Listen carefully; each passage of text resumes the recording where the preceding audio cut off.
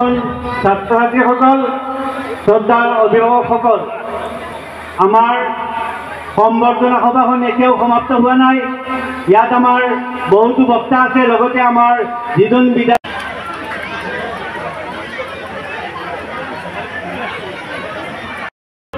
Torch light, ৰুমাল, ইয়াৰ ফলকে অতিথি হিচাপে এইখন বিদ্যালয়ত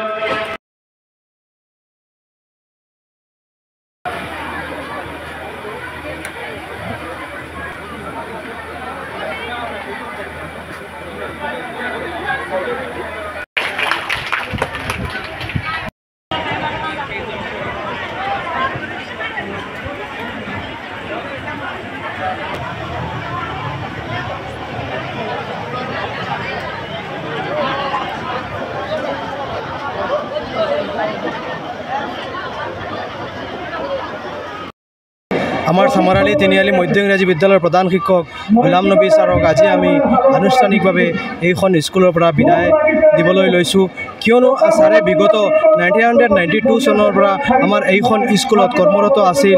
আজি আমি সকলো আৱেগিক হৈ পৰিছোঁ, কিয়নো ছাৰে যিসমূহ অৱদান আমাৰ অঞ্চলত, সেই অৱদানসমূহ আমি ছাৰৰ লেখত ল'বলগীয়া অৱদান বুলি ক'ব পাৰি। কিয়নো যি সময়ত আমাৰ এই অঞ্চলত কোনো ধৰণৰ BSc শিক্ষক নাছিল, এই অঞ্চলত শিক্ষা দীক্ষাৰ একেবাৰে পিছপৰা আছিল, কিন্তু সেই সময়ত ছাৰ আহি আমাৰ এইখন অঞ্চলত বা এইখন স্কুলত জইন কৰাৰ কাৰণে আমি ছাৰক লৈ গৌৰৱান্বিত। এইখন অঞ্চলত ছাৰৰ অশেষ হাজাৰ হাজাৰ ছাত্ৰ ছাত্ৰী আছে, যিসকল আজি একোজন এডভোকেট, একোজন শিক্ষক, একোজন প্ৰফেচাৰ হ'বলৈ সক্ষম হৈছে। ছাৰৰ আজি বিদায়কৰণত আমি অশেষ আৱেগিক হৈ পৰিছোঁ আৰু ছাৰৰ সুস্বাস্থ্য কামনা কৰিছোঁ।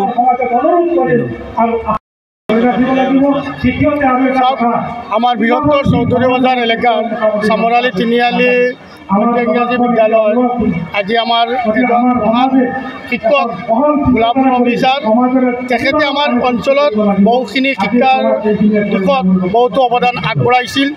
তেখেত এজন আদৰ্শৱান, নম্ৰ, এজন শিক্ষক হিচাপে আমাৰ বৃহত্তৰ চৌধুৰী বজাৰ এলেকাত বিভিন্ন তেখেতৰ অনুগামীসকল আছে, বিভিন্ন ছাত্ৰ ছাত্ৰীসকল আছে। তেখেতৰ ছাত্ৰ ছাত্ৰীসকলে আজি তেখেতৰ আদৰ্শ, তেখেতৰ নীতি নিয়ম গ্ৰহণ কৰি পেলাই আমাৰ এই সমাজখনত তেওঁলোকে আগুৱাই লৈ গৈ আছে। গতিকে ছাৰ দীৰ্ঘায়ু হওক। ছাৰ অশেষ কষ্ট কৰিছিল আমাৰ মাজত। ছাৰৰ এটা গুণ আছিল, ছাৰে বিভিন্ন ধৰণৰ বিভিন্ন সুযোগ সুবিধা পায়ো এইখন বিদ্যালয়ত ছাৰে এৰি যোৱা নাছিল। ছাৰে এইখন বিদ্যালয়ৰ এই এলেকাৰ ছাত্ৰ ছাত্ৰীসকলক কেনেকৈ আগবঢ়াই লৈ যাব পাৰে, ছাৰে সেই চিন্তাত আছিল। গতিকে ছাৰৰ কাৰণে আমি প্ৰণাম জনাইছোঁ। ছাৰ দীৰ্ঘায়ু হওক, এইটোৱেই কামনা কৰিলোঁ। প্ৰথমত আজি আমি আমাৰ মিডিয়া বন্ধুসকলক ধন্যবাদ জনাইছোঁ, যিহেতু এই পবিত্ৰ এটা অনুষ্ঠানত আপোনালোকে উপস্থিত হৈছে। সঁচাকৈ আজি আমাৰ এফালে বৰ দুখৰ দিন, আনফালে বৰ সুখৰ দিন। কাৰণ ময়ো এখন বিদ্যালয়ৰ এজন সহকাৰী শিক্ষক, 2001 চনত চাকৰি পাইছিলোঁ। প্ৰায় 24 বছৰ কাল এই মানুহজনৰ লগতে একেলগে মিলি এইখন বিদ্যালয়ৰ পাঠদান চলাইছিলোঁ। আমি ছাৰ এনেকুৱা এজন ছাৰ, যিজন ছাৰৰ যদি আমি গুণগান গাই থাকোঁ শেষ নহয়। ছাৰ এজন নিয়মানুৱৰ্তিতা পালন কৰা ব্যক্তি। তেওঁ শিক্ষাৰ লগত জড়িত, তেওঁ বহুত সুযোগ সুবিধা পাইছিল। ইয়াৰ পৰা গুচি তেওঁ যোৱা নাছিল। আমাৰ অঞ্চলৰ অভাৱ অভিযোগ পূৰণ কৰাৰ কাৰণে নিজৰ পৰিয়ালৰ দুটা ল'ৰাকো সময় দিয়া নাছিল। তেওঁ এই অঞ্চলৰ ল'ৰা ছোৱালীৰ কাৰণে সময় দিছিল। গতিকে ছাৰক আমি বিদায় দি মনত দুখ পাইছোঁ আৰু আনফালে সুখো পাইছোঁ। কিয়? কাৰণ এনেকুৱা এজন ব্যক্তিৰ সম্বৰ্ধনা অনুষ্ঠানত যে আমি উপস্থিত হ'ব পাৰিছোঁ। গতিকে আমি ছাৰৰ যিটো অৱদান, সেই অৱদানটো এই অঞ্চলত সোণালী আখৰেৰে লিখা থাকিব। এই বিদ্যালয়ে তেওঁ সদায় সোঁৱৰিব। সদশেষত ছাৰৰ ভৱিষ্যত দীৰ্ঘায়ু মংগল কামনা কৰিলোঁ, যাতে ছাৰ ভৱিষ্যত জীৱনত সুখে থাকক, শান্তিয়ে থাকক, এইখিনি আমি ক'লোঁ।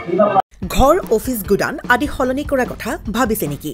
পিছে সলনি কৰিব হয়, সকলো বস্তু এঠাইৰ পৰা আন ঠাইলৈ সহজে নিয়াটো জানো সম্ভৱ? চিন্তা তাতেই নহয় জানো? কেৱল ঘৰ অফিচে নহয়, ডাঙৰ ডাঙৰ মেচিন, বাইক, ডাঙৰ ডাঙৰ গাড়ীকে ধৰি সকলো বস্তু। পিছে এতিয়া আৰু চিন্তাৰ কোনো কাৰণ নাই। আপোনাৰ এটা মাথো ফোন কলতে সমাধান হৈ পৰিব এনেসমূহ সমস্যা। আপোনাৰ কাষত আংকুশ কাৰ্গো পেকাৰ্ছ এণ্ড মুভাৰ্ছ সমগ্ৰ ভাৰততে প্ৰভাইড কৰে ডোৰ টু ডোৰ ছাৰ্ভিচ গতিকে দেৰি কিহৰ এতিয়াই যোগাযোগ কৰক 9957630102 অথবা 9546214823 নম্বৰত লগতে ঠিকনা ফটাহিল আমবাৰী নিয়াৰ অনাথ আশ্ৰম আমবাৰী থানা গুৱাহাটী